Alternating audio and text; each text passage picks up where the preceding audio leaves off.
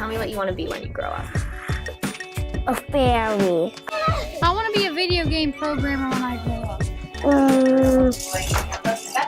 I want to be an actor when I grow up. Okay, I don't know yet.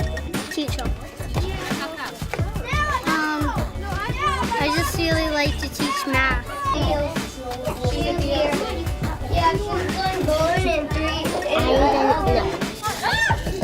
I'd rather be a singer.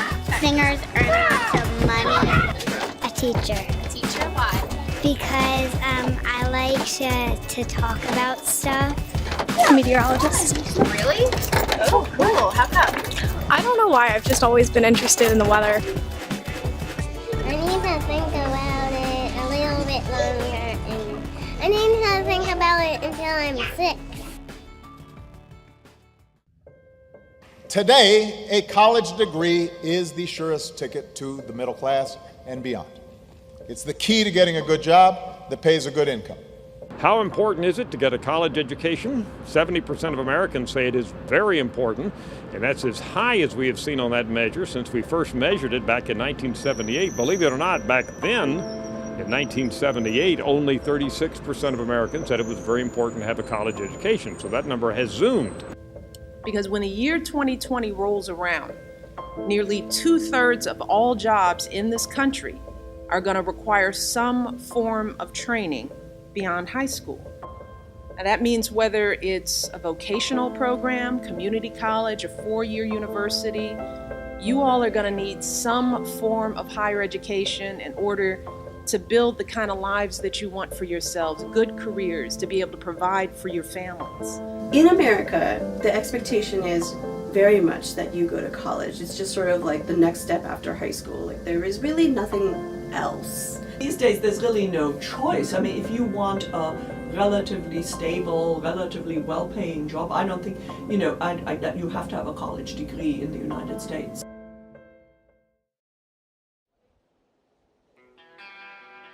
I'm a graduate of University of Delaware's Department of Mechanical Engineering. Somewhere along the line, a teacher had told me, you like math and physics, so perhaps you should be an engineer. So I took that advice and came here for undergrad. Immediately after undergrad, I went to grad school out at Berkeley, University of California, Berkeley, and did my master's out there and then stayed for a PhD. And after about 6 years of that, I decided that I wanted to get back into teaching. So a position opened up here at Delaware, and here I am.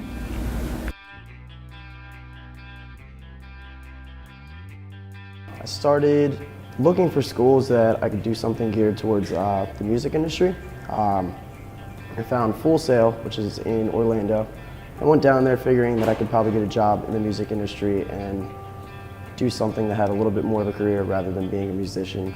So going to school and getting involved in the music industry seemed like the best way to do it. And I got down there and realized that's not what I wanted to do. Eventually started working for Iron Hill as a server, and that's right around the time that I started homebrewing. So within the first 6 months, I did my first brew for a day, where anyone that's any kind of staff member can come in and kind of shadow throughout the day. So I started doing that at the different Iron Hills.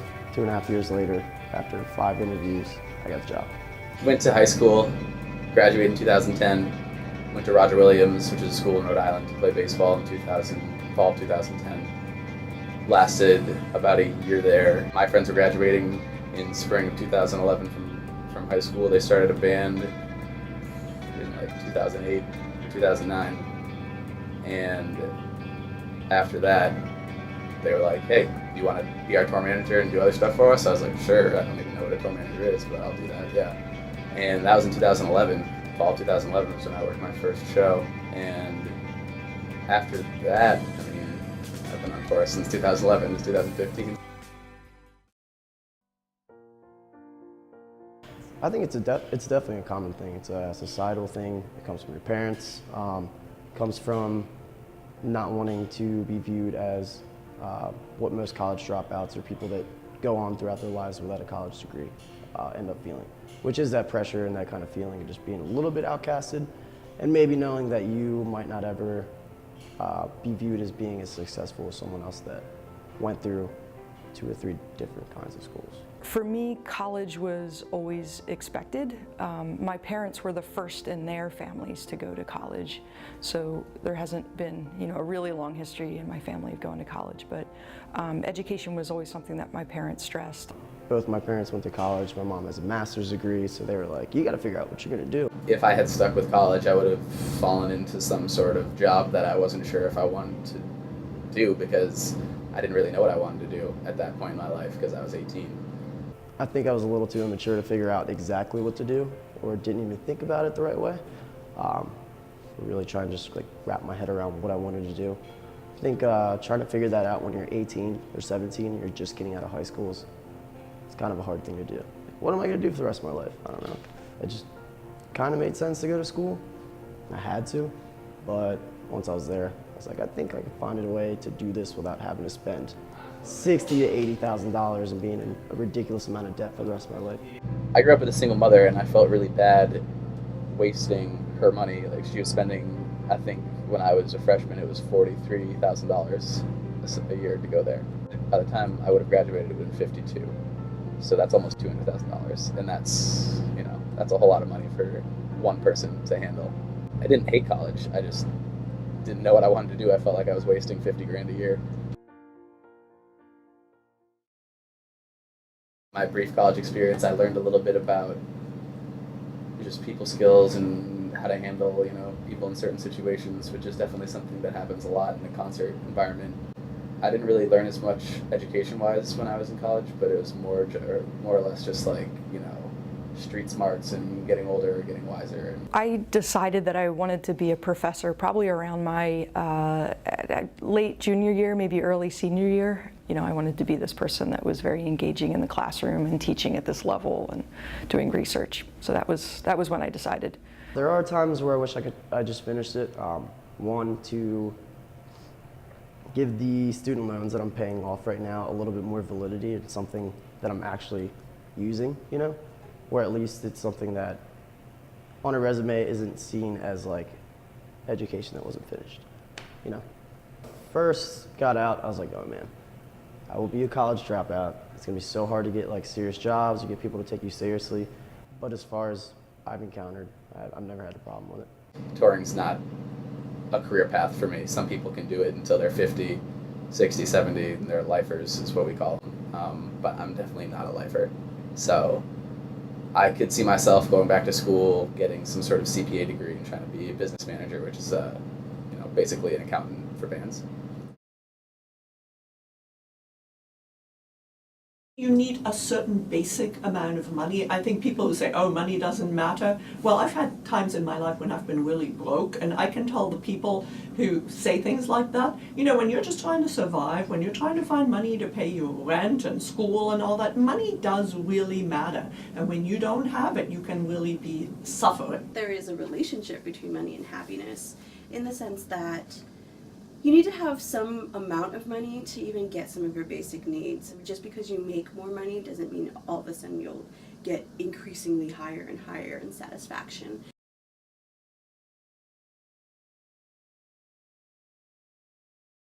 So money and wealth is such a state of mind. I mean, I might think I'm wealthy because, I paid all my bills this month and I can go out and get a beer, right? Or I might say, I'm not making enough money yet because my neighbor's got a yacht that's 50 yards long, and mine's only 45. I know people who are extremely wealthy. They can't think of things to do with their money, basically. And they do very extreme things, but I'm not sure that their life, in all honesty, is any better than my life. The money could be nice. I'm sure everyone would like to get paid more for anything they do, but I think the passion comes first. You wake up, you have a lot better of a quality of life, I guess.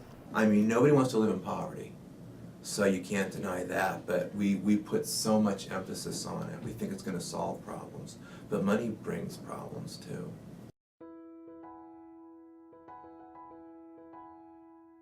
I'm pretty happy with the path that I chose. It wasn't as linear as maybe I put it out to be.